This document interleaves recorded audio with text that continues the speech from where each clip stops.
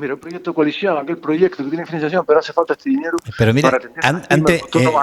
Bien, perdona, Pedro, antes de pasar a la pregunta, que yo sé que estás esperando, ajá. me gustaría que hicieras una valorización de la gestión que ha realizado esta señora, la presidenta del Cabildo, María Dolores Corujo, si realmente, desde tu punto de vista, ha hecho algo por intentar mejorar nuestra isla de Lanzarote. Pero es que de alguna forma ya ha contestado a todo eso. Yo nuevo no conozco nada, ni yo, ni usted, ni nadie. Es Si que alguien es capaz de decirme una línea programática, ya no que ellos la hayan presentado, porque no lo han hecho, han renunciado al parecer a presentar su programa de gobierno porque nunca lo han tenido más allá del acuerdo de intereses de las dos lideresas de ambas formaciones políticas en estos momentos. No conocemos ninguna otra. es Si decir empezamos que a desgranar las acciones y actividades que nos presentan, vemos como todo es. Mire, yo no tengo ninguna visión mesiánica ni de cuando se habla de delegados o de herencias lo hacen otros. Yo nunca hablo del legado ni de las herencias. Yo soy de una familia muy humilde que no voy a heredar nada ni pretendo dejar nada a nadie en herencia y los legados tampoco me considero ningún líder que va a dejar ningún legado a la isla de Lanzarote. No, no. Yo hablo de la huella que ellos pretenden borrar. Ellos sí pretenden borrar la huella, toda huella del paso de SC y de Pedro Sánchez por el Cabildo de Lanzarote por las razones que les decía al principio, porque han visto los resultados electorales y les aterra que la gente no nos olvide y nos conciba como una alternativa, algo mejor que hubo y que ya no está, ¿no? Ese es el... Pero proyectos nuevos ninguno, de ninguna naturaleza, no hay proyecto de isla, ni mucho menos de ciudad. bueno, según usted, el Cabildo, y esta es la pregunta que de alguna manera esperaba, ya tiene sobre la mesa el único plan de inversiones existente para la reactivación económica y el desarrollo del sistema primario.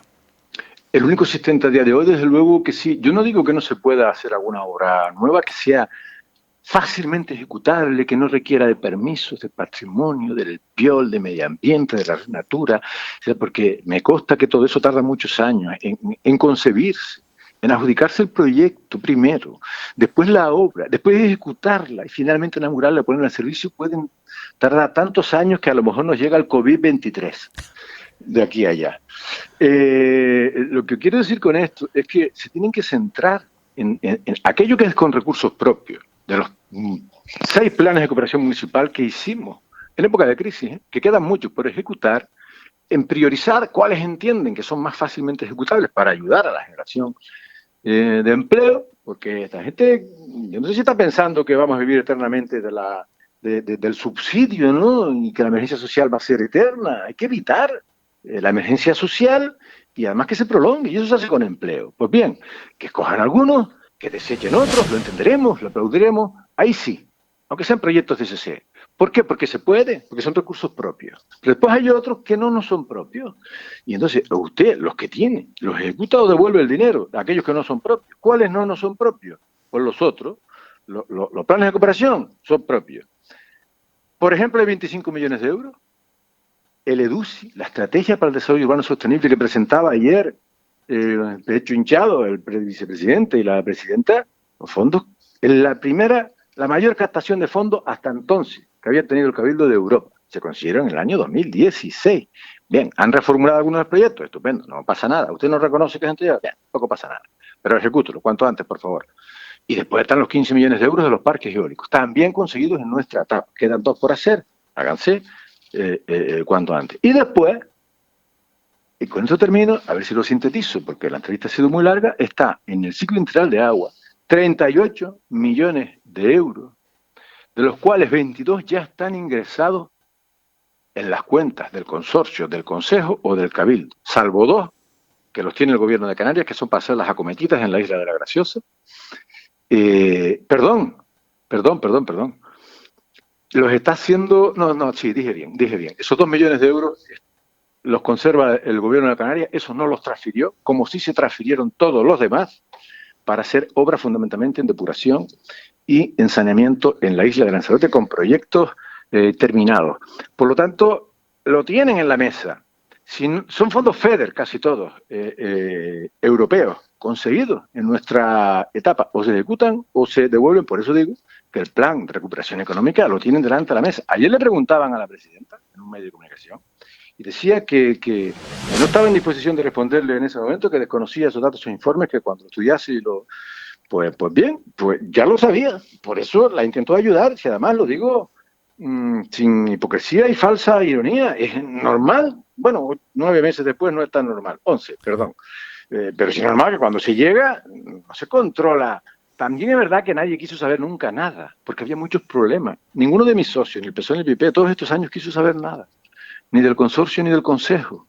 Del consorcio no, porque Inalsa estaba intervenida por la justicia, se debía un pastón tremendo, el Consejo Insular tenía 2 gatos, un montón de plantas desaladoras ilegales en la isla Lanzarote, etcétera. Pues bien, todos estos años hemos venido trabajando en la planificación estratégica, presentando proyectos y captando recursos en Europa desde el consorcio y desde el Consejo, y este es el resultado.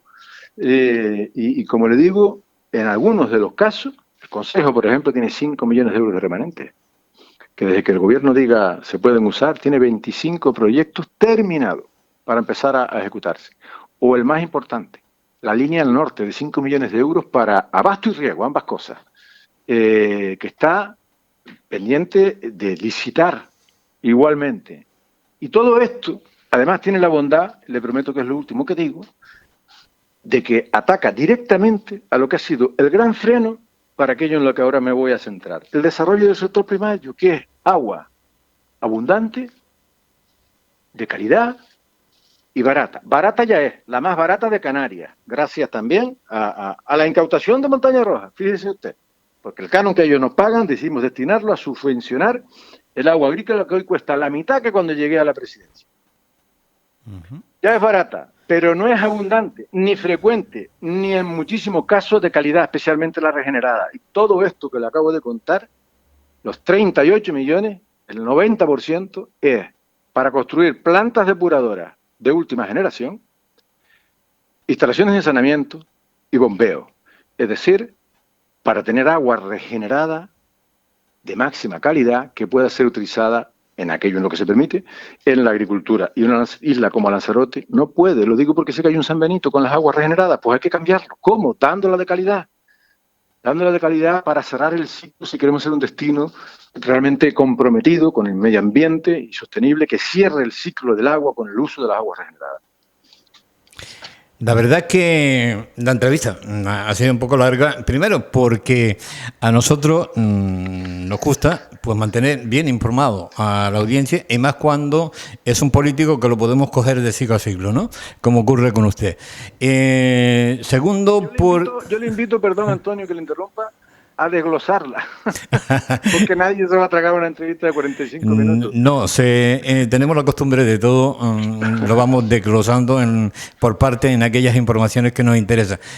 También porque nosotros dejamos hablar libremente al político, nosotros no tenemos entrevistas preconcebidas, ni nos dedicamos, ni recibimos órdenes de ningún partido. Es decir, el que interviene en los medios de información nuestros pueden decir libremente lo que le venga en gana y en el tiempo que ellos crean conveniente. Y eso ha pasado hoy con usted. Pues, don Pedro, si quieres añadir alguna cosita más.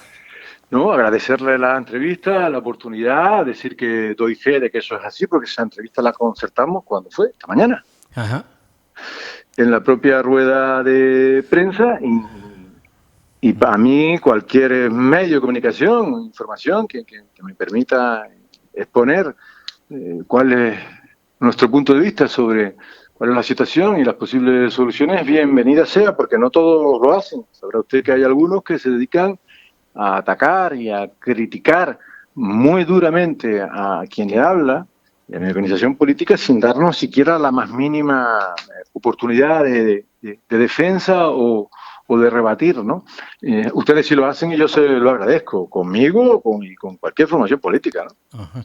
Pues la verdad que muchísimas gracias por la entrevista de hoy, Pedro. Ya volveremos a hablar en otra ocasión, no sé cuándo podrá ser, pero yo me imagino que cuando volvamos a hablar tendremos también un mogollón de cosas para poder dar a conocer a la población.